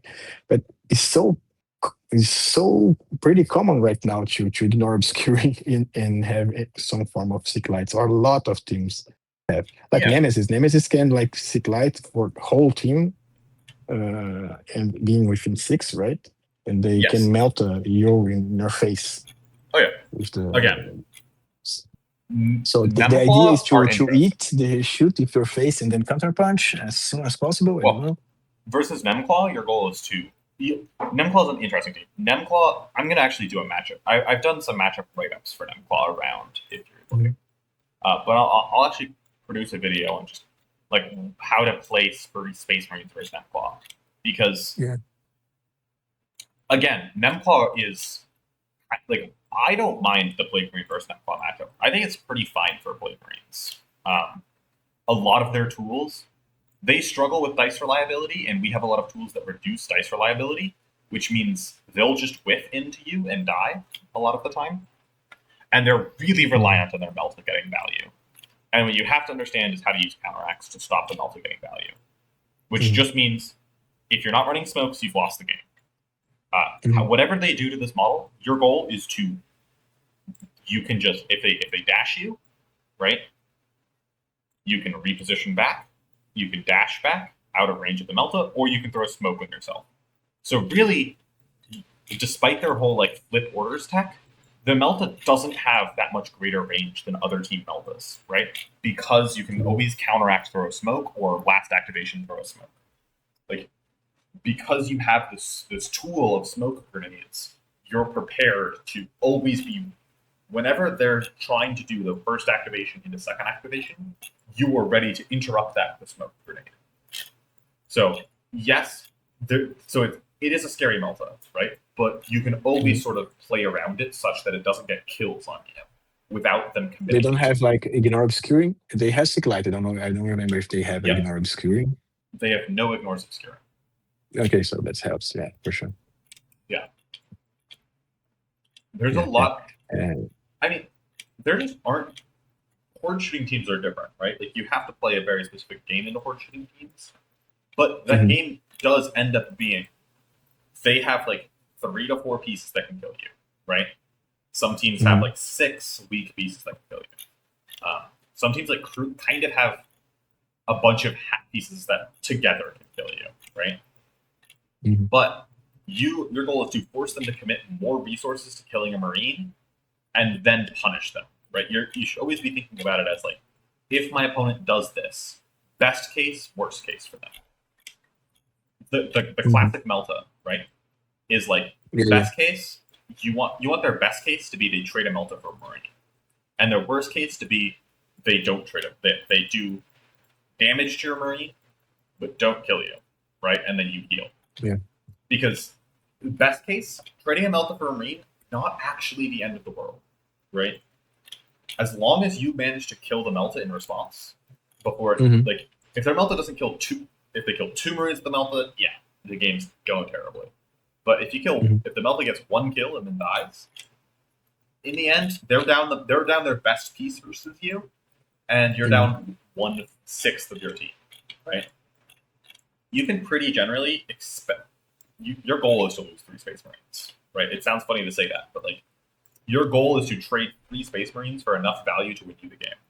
You don't want to lose 4 Mhm. Space Marines, because that's where the kill ops shifts. But the power in Space Marines so much comes from that extra, uh, that from you can lose 3 and be just fine. Mhm. Mhm. And like, yeah, they like to have, and like, I think that teams that have 2 TP are very scarce, right? Like the Void Scare that have 2 TP 2 weapons. I believe it I is don't know if it is. only Void Scare, Scarred, and Hand of the Archon that have 2 Oh, TP. Hand of the Arcane. I Okay. believe it's Okay. just those 2 teams that have multiple Piercing 2 weapons. But what you'll actually Mhm. find is both of those teams have multiple Piercing 2, but one of those 2 Piercing 2 guns doesn't kill a Plague Marine on average, right? Like, if you pull up if you want to, I would just recommend you actually run some math numbers and be like, wow, Plague Marines actually do just survive a lot of the things you wouldn't expect them to. Yeah, yeah, yeah. Like Versus, I like in the game these days. Like I was shooted, I was shot in the face with a Melta, even with Mhm. Ceaseless, Yeah, with the Ico, and the Ico took like 4 damage because of the crit. yeah, It was only the crit because they are exactly. hitting in 5+, so it's not Effectively, uncommon to. no poison shooting kills you, right? If you manage to get a poison counter on them, nothing will kill you, right? There's just not guns in the game that do enough damage. Even the gun that kills Space Marines, right? The Death Watch Melta, right? Mhm. With balanced it doesn't reliably kill you is the problem, and that's what Mhm. you sort of have to rely on as Plague Marines. It does. Here's the thing: sometimes you will be playing this team, and your opponent will roll all crits, or you will fail your save rolls and you will die, right? And you will be like, Mhm. "Damn, this feels terrible." But the important thing to remember in those cases is that like every team dies in that scenario. It Yeah, feels yeah, worse yeah, for for sure. you because more of your power is in living there, right? Like your team is built to survive that, and sometimes it will fail. But Mhm. it is a dice game. Sometimes it happens. I would expect like once per game the dice to not go your way. I typically think Yeah, yeah. about a game as Plague Marines, as Space Marines, is 2 of these are trading pieces, and 1 of these is a piece that I will lose to bad dice, and I can still win through that, right? Mhm. It's if you lose Mhm. multiple Marines to bad dice, it's just a bad dice game, and you sometimes have those, Mhm. right? But Yeah. losing a Marine to bad dice, or a Marine gets killed without you getting something in. Typically, your goal is just even if they die, you just want to make sure you're trying to get something in return, Yeah. right? it's pretty hard to not lose the icon because usually you need the icon to be the guy that goes on front and guarantee that the enemy is hitting Yeah. worst before you can poison everyone. So But again, usually it's my goal pretty is hard, my goal hard is to to lose not the icon. die. I think if you don't lose the icon, the game's been weird, right? Like, I want my opponent to kill the icon because in order to kill this icon, they have to commit 2, 3 pieces, right? Mhm. Like the amount they have to commit starts getting up there, and then I just get my ceaseless shooting into them and punish this. Like again, this is a team where you're trading your HP for your opponent's threats. They commit something, you punish it with damage. They commit something, you punish it, and then they run out of damage. Most teams in the game will run out of damage before you run out of HP. The only teams that really don't are like Hand of the Archon and Wormblade, and Phobos, but I can't help you in that matchup. I'm sorry. That is again, Phobos are the team that beat Elites the hardest, and they beat Blake Grades very hard. But it's just a loss. They're the best team in the game. You're playing a mid team. It happens. Yeah. They're pretty strong. I never played against them, but I know they are super strong. I'm the number one advocate Yeah. of Phobos, but yeah, that team's just broken right now. Don't take that as a normal matchup. Just because I don't think Blake Grades can beat Phobos doesn't mean they're a bad team. It just means they have a bad matchup, which basically every team does. But yeah, Yeah, for sure. And like we were talking about like okay, we're speaking about some, let me see, some matchups. Like usually I don't know if I guess the idea is almost the same. Like you said, like you need to yeah. position yourself to counter punch. And It doesn't okay, really matter what and, matchup it is. Every matchup plays yeah. the same for Playgrounds. Your game plan doesn't really change. It just changes. Like, I could give you And matchup tech, playing map, which is like playing banner and playing dominate, I guess, changes a little bit, right? Yeah, In playing- the banner, you can like stage yourself to force the other team to come to you yes. more. But even then, dominate versus banner mostly is a question of like, is there a spot I can banner safe pretty confidently, right?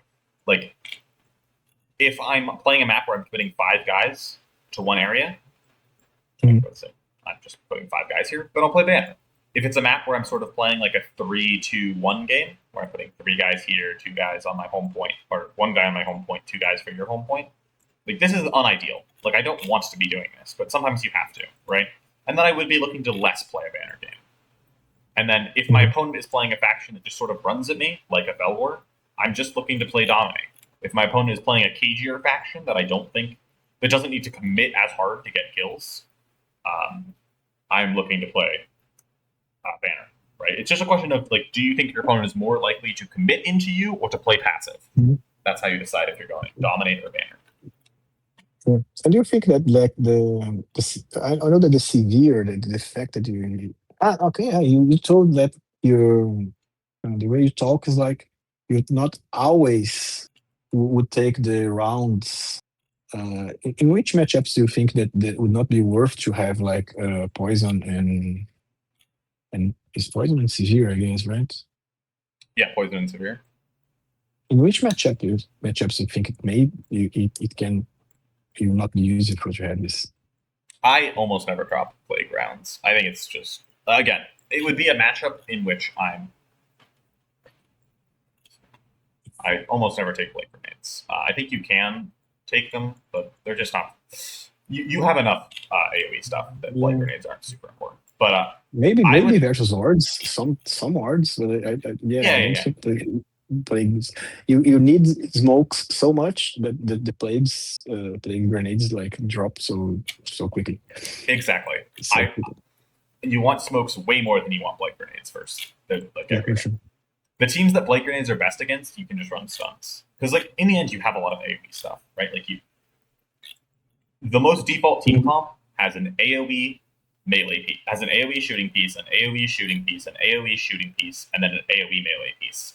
Your opponent can't group up. Like if an opponent's grouping up, you got Torrent, you got AoE fighting, you got Bombardier with his grenades, and you got the Plague Caster with his Torrent.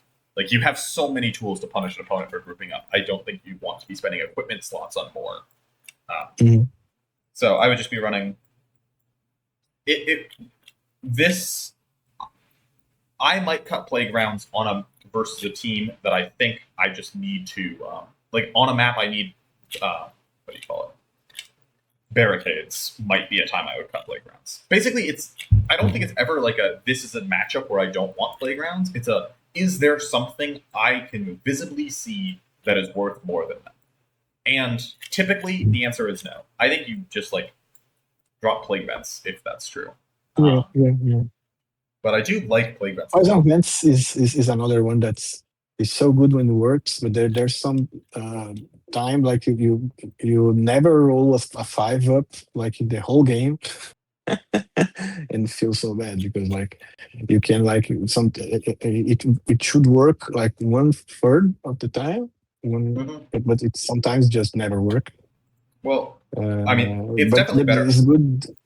The bigger value, I think the bigger value is the what do you call it? The poison does D3 damage instead of 1, right? That's the real value.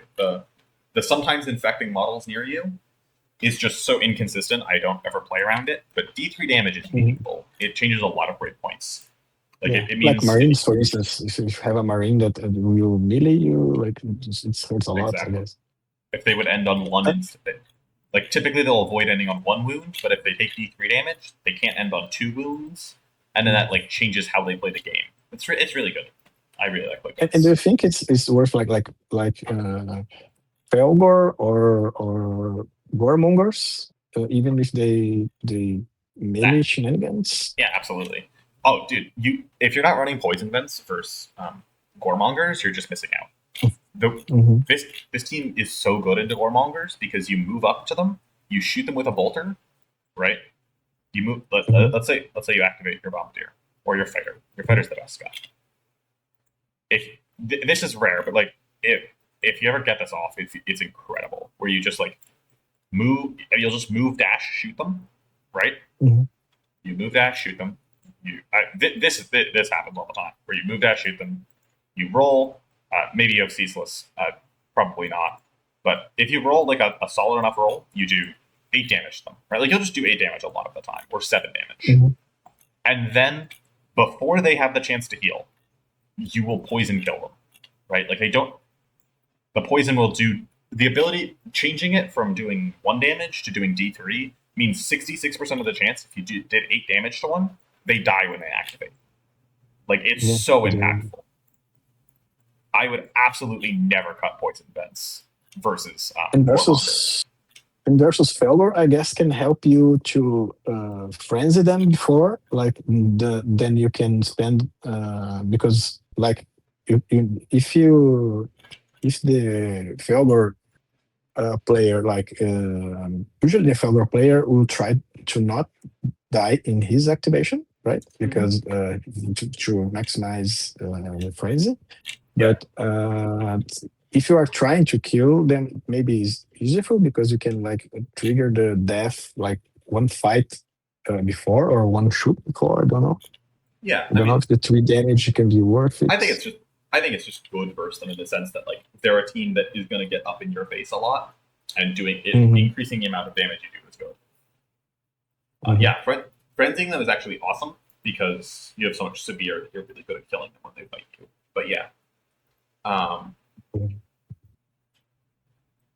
Yeah, but shooting you need 2 crits, right? When shooting. So usually when shooting, you need a crit in shooting or 2 normals in melee, or a crit in melee. Yeah, 1 crit or 2 hits. Just 2 hits in 2 hits kill them in 2 hits kill them in melee, but not in shooting. You need critical hits to kill them in shooting. Okay. And just 1 crit or need 2 crits? 1 crit. 1 crit. Okay. So the severe is great. Okay.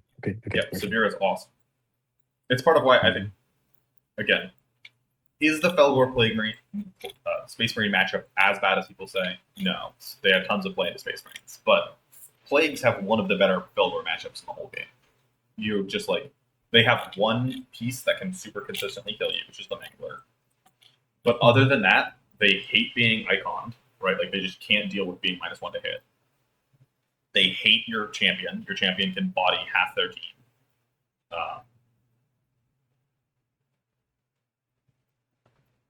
They hate you, move, double shooting. Fighter can beat them up.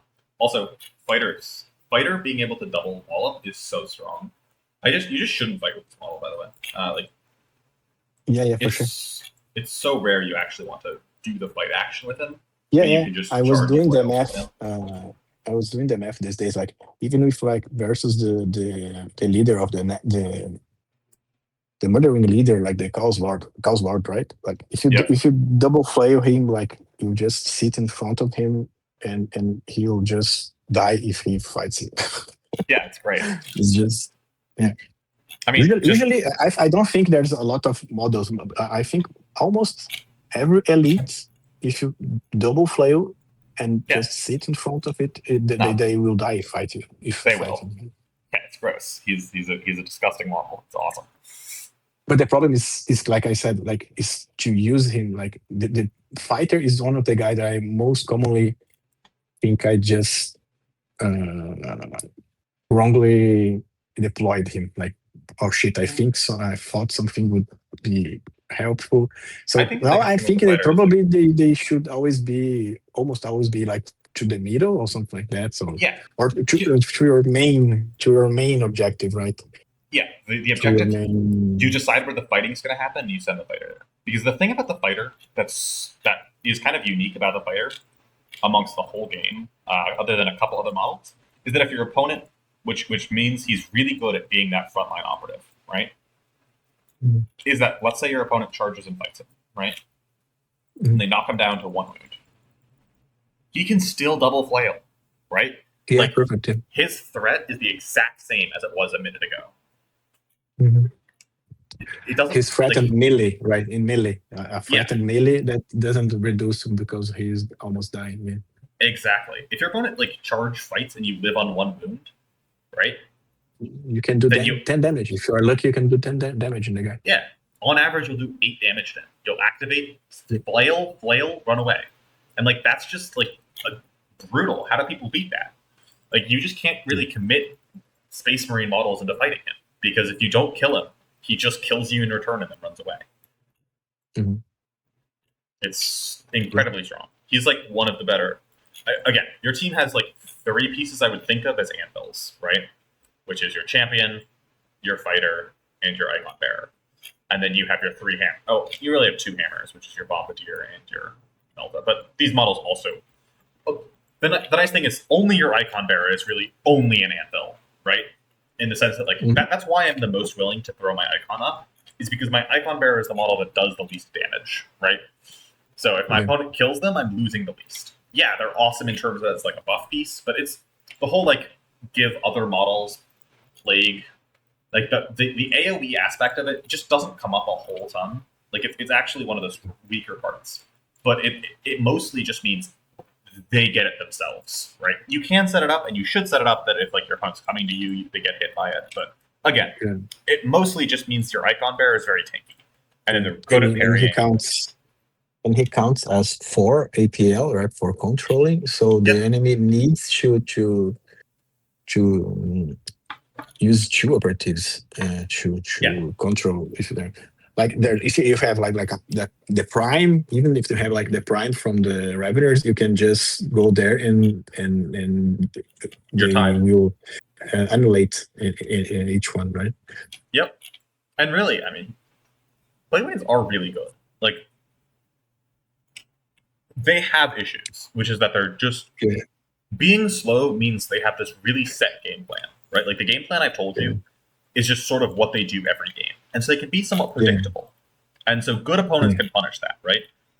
But in the end... They are easy to deny. They are easy to deny. Like it's a phrase I heard sometimes. Yeah. Because you almost always know what they are doing. Like if you do like sweep and clear, like probably you like surprise the opponent, and maybe in some matchups they will like will not be expecting, right? Mhm. But yeah, you have this kind of thing. Like I see it not like the game is similar, but like I see them this way, like Nemesis. Like Nemesis is a team that you need to know the game to play Mhm. them well, because they are very strong, but they can get injured. They need to go in melee and stuff like that, Yeah, but they get injured and stuff. I think they are a little bit stronger in the meta, but I don't know for sure. But yeah. I don't know. it's a team that's fun to play. Like Nemesis is a fun team to play. It It's in not the easy, but end, it's a fun team. I think Plague spot is just they're some people would say they're like a new team, a new punish team, where if your opponent's not good, you just win. But I don't even think it's that. I think that's like an Mhm. exaggeration. People have said that about a lot of teams. Death Watch, they've said it about the Plague Range. They've said it, like there's a lot of teams that people say fall into that category. But Mhm. the truth is that like if you play your game plan really really well, right? Even if you only have one game plan, if you play it better than your opponent, you can win most games. Like it's a lot of micro decisions that'll let you win games. But it's like, oh, if the simple game plan just means that you can get good at doing the simple thing, right? Mhm. Like, yes, you're doing the same thing every game, but that means you should be spending less time thinking about your game plan and more time positioning your models correctly, right? And more Yeah, time yeah. under thinking about what your opponent can do, right? Like, Mhm. it's like the idea that like because Plague Marines are a lower brain load team, right? Like you don't have to think as much at the start of your game because you know what your game plan is. You have that extra energy to spend thinking about what your opponent's game plan is or about what this is, right? Like I think they're actually a great team for like an event where you're worried about playing a lot because they Yeah. have the consistency, right? This team isn't inconsistent at all, right? Like Yeah. you have the tools to be Uh, consistent with ceaseless on everything. You have yeah, the and pieces. yeah. I think you probably will. Your goal is to, if possible, to like be offensive only in TP3. Yeah, And I mean, and one thing that I noted I did wrong is like I started the game thinking this, like, okay, I'll try to be more defensive, TP1 and TP2, unless there's like something I really useful to do. But then something happens, like I lose one model or something like that, and I just panic, and then I yeah, don't keep the plan, and then I ended up going further than I should, or something like that, because it's not easy to like be defensive in some maps, like yeah. I mean, in you the say that TP2. you said that like on turn three you be aggressive, but a lot of the time you don't need to be. Like, don't make yourself be aggressive if you don't need to be. Mhm. If you're winning 2 points, right? You're winning the game. Like, make them come to you. Don't like feel like you have to get. If you're not losing on kill off, if like take a second before you go aggressive. Count points. Are you winning the game? If you're winning the game, you don't need to go aggressive. They need to come to you. Like you Mhm. can slow the game down. Okay, so there's some. What do you think? Like, if you have time yet, like, do you want to look like some quickly some maps on Volcos that you think is worth it to use ladders or something like that? Sure. Again, I personally don't run ladders on any map in the current Yeah, pack. it's not There like is maybe when there's a lot of light terrain that you could like, because another advantage you could like shoot from the advantage, right? uh, It's not, but sometimes it's so hard to this climb. map. People love putting a light here. I don't believe in it. Mhm. I like standing up here isn't worth it. Right? Standing up here as Plague Marines, anytime you're standing on vantage, you're like further off the ground. You're like it sort of increases your movement sometimes. This map is a bit different. I think a ladder here could be worth it, but again, it's just so hard to give something up for that. I most of the time, I'm pretty happy not and just playing inside here. Because this is a map where I'm Yeah. playing this point and I'm playing this point, right? And so I don't need models up here. Like, what is this model actually doing for me? It's like it would be crazy, like to like put the warrior here. Yeah. It would only be able like in TP3, but he So will so be able to shoot so anything. now I have a warrior here with extremely limited threat range, right? Like he's not threatening anything. This is only a counterpunch team piece, right? Like his only job is when my opponent comes to hit me, he can hit them back, right? Except Yeah, because they have the warrior don't have range, right? So he can shoot Yeah. through the whole map. Yeah, the heavy would be 7. It would be work. This is just so predictable is the problem, right? This is sort of the problem Yeah. with all Vantage is that like this piece, your opponent knows exactly what he's doing, and I don't Mhm. think this is giving you anything that you're not getting standing here, right? Like Mhm. truthfully, this lets you shoot here, lets you shoot here, and it lets you shoot here obscure. If I'm standing here, I can shoot here, I can shoot here. I'm controlling the point, and I can reposition dash hatch quickly, and that's just a stronger position to be in. Like standing on Vantage sometimes is nice, but on this map, I'm standing on Vantage here not because I want to be on Vantage, but instead because it might let me get an extra inch of movement. Like, Mhm. you use Vantage when it makes it easier for you. You don't. If you go up here, you're making it harder for you to get places. Again, your goal is to find the easiest path, not the hardest one, right? Not to make a hard path work, but to find the easier path. Ladder. I guess the warrior or any operative that of any team like that have full range when he goes here. I guess the main idea is to negate, like to be free shooting you from this This side, isn't right? real. From the This isn't real. No one's standing there because you can be free shot here. No one will stand here. Yeah. Like again, it's like you only be free shot from here, right? Because you'll be no. This position can shoot you because there's no cover. Yeah, for right? sure. Yeah, you're right. I wouldn't take ladders on this map. Again, the idea, the whole thought behind ladders is the best ladder on this map. I'll show it to you right now. This is the best ladder on the map. The thing with ladder is that you will almost always having smokes, right? So and you will, if you get ladders, you'll be leaving poison vents behind, probably. Yep. This is the best ladder on the map. Sorry, my game is lagging a bit. No problem.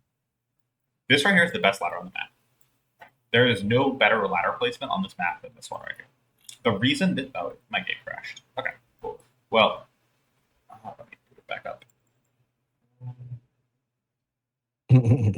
Same.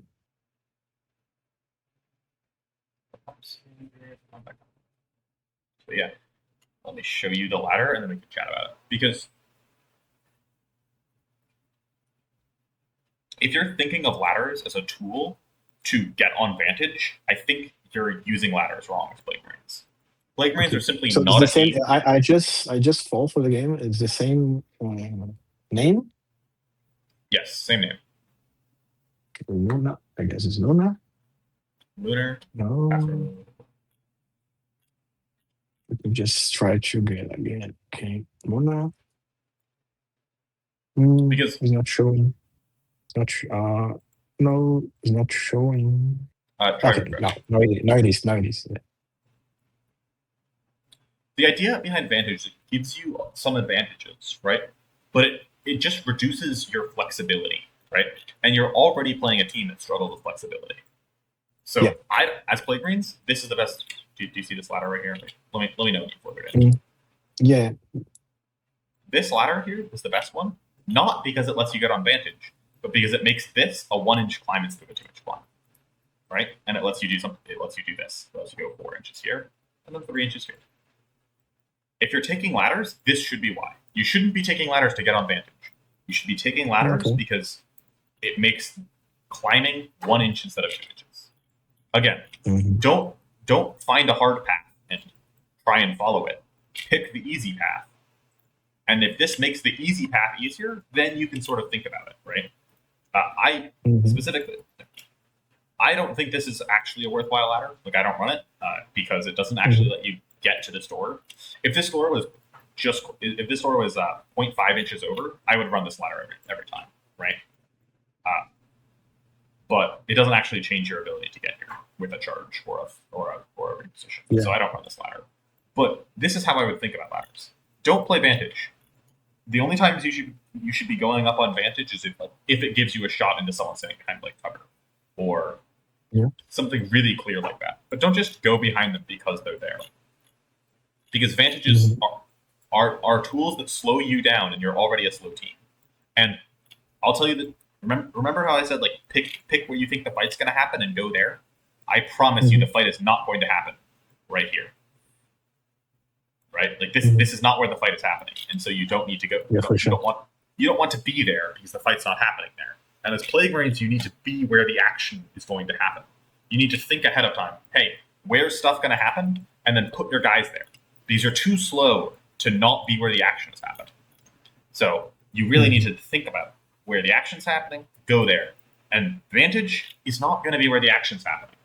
It's like, so by being there, you're stopping yourself. The times you can be on Vantage is when it gets you closer. You can do something like this, where I can jump to move further. But again, only if it requires me to spend 3 inches to climb, and it's awkward. So most of the time I just wouldn't do it. I would just be trying to. I might try, this would be the thought. If you're playing versus a team that can't really shoot you super well, turn 1 at least, you can do something like this, where you climb up 2 inches, and then you pre-position 3, and then you dash 2, and you're right here, right? And it's in counteract, you move here. It's this is okay, right? That's an acceptable time. But spending ladders to make it easier for you to go up here should not be the gameplay. Again, it's your goal is to find the easiest way, not to go the hard way. Don't go the hard way. Just find where things are happening and put yourself there before they happen. And that's how you heard, win. I have heard once a guy talking about using mines to Mandrakes? versus mandrakes,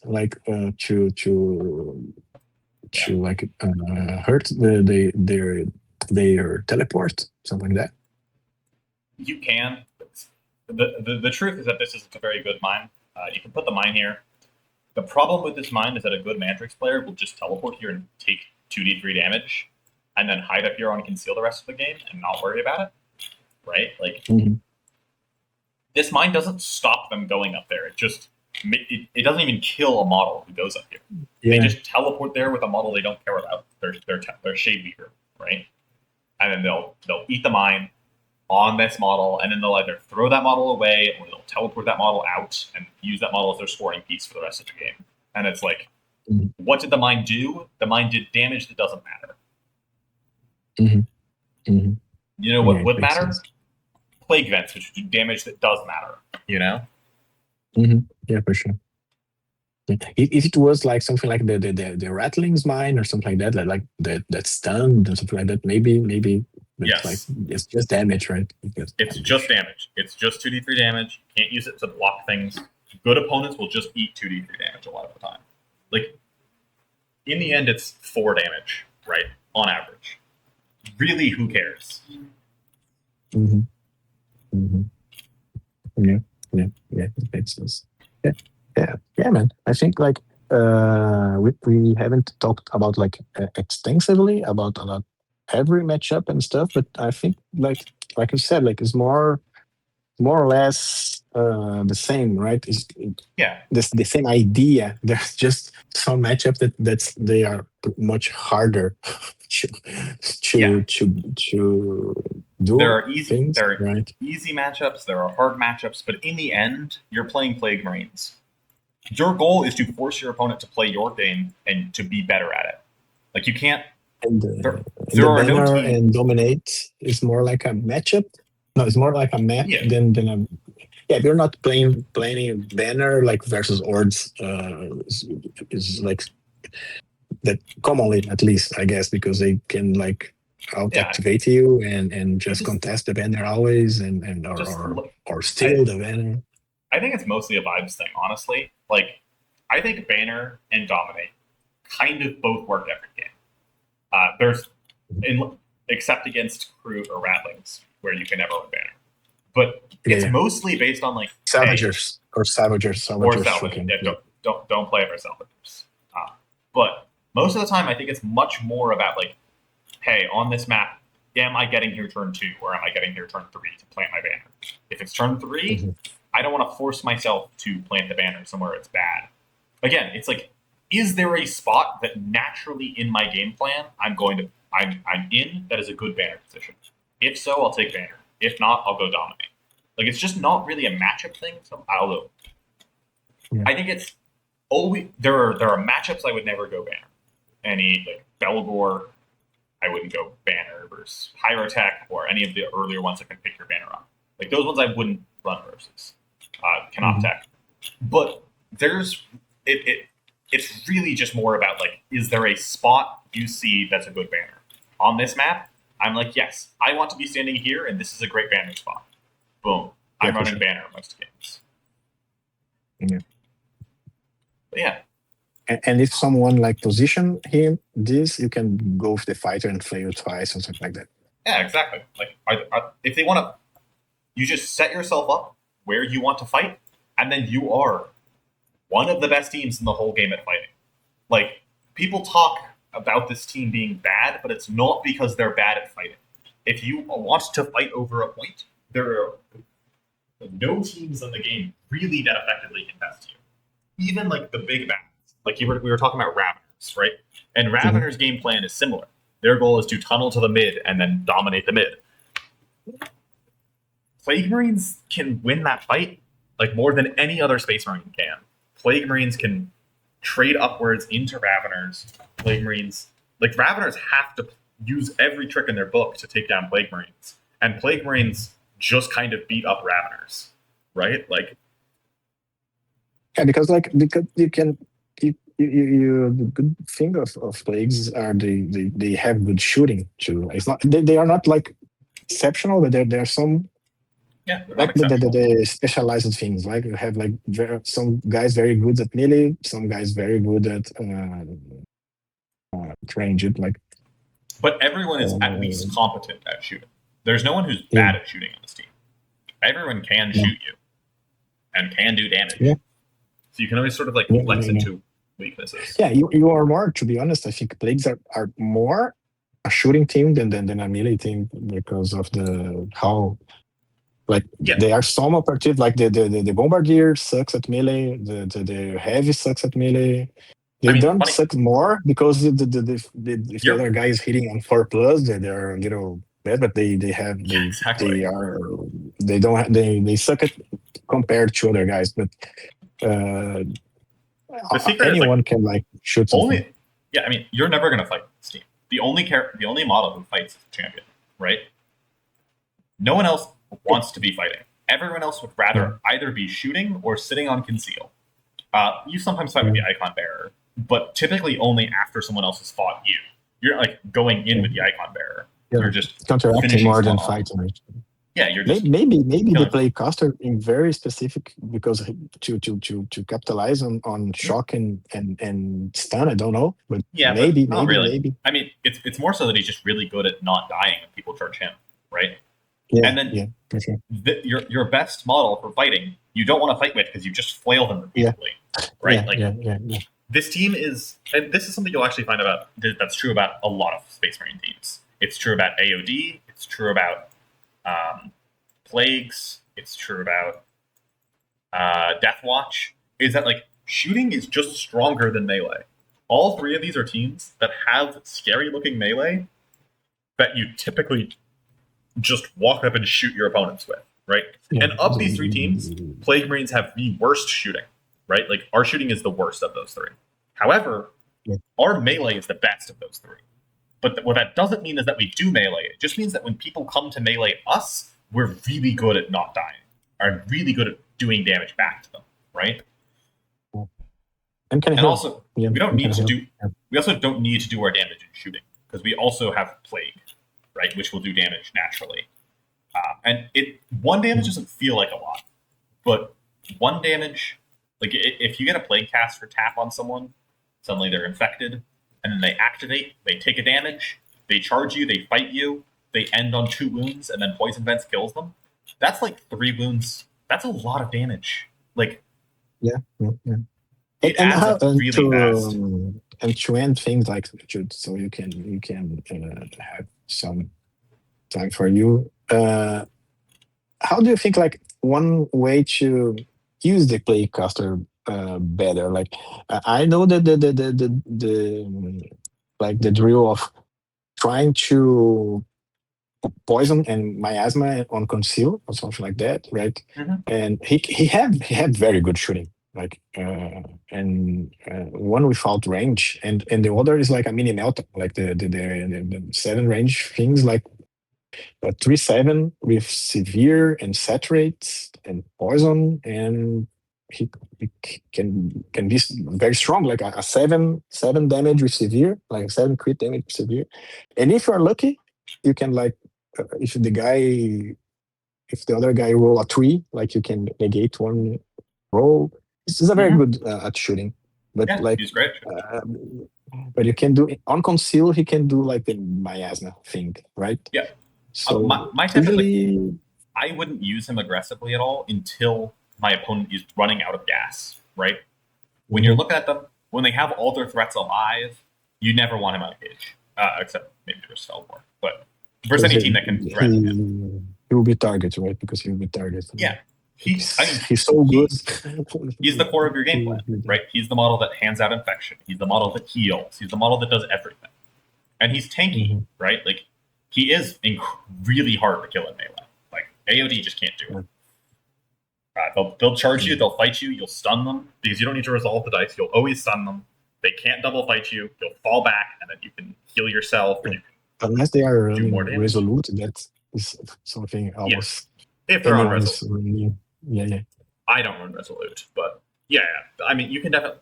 There's definitely AoD who will run Resolute first you, but AoD was more of an example than like the actual team. It's more so like for sure. Yeah. that archetype of model, the model who charges and fights you, really struggles And to you kill this guy. you can miasma 2 times in the turning point. You cannot yeah. heal, but you can miasma in the counteracts again. I So you can do miasma like counteract the 6 heck out of a lot. damage. You can do Yeah. like 6 damage Oh, dude, it's on conceal.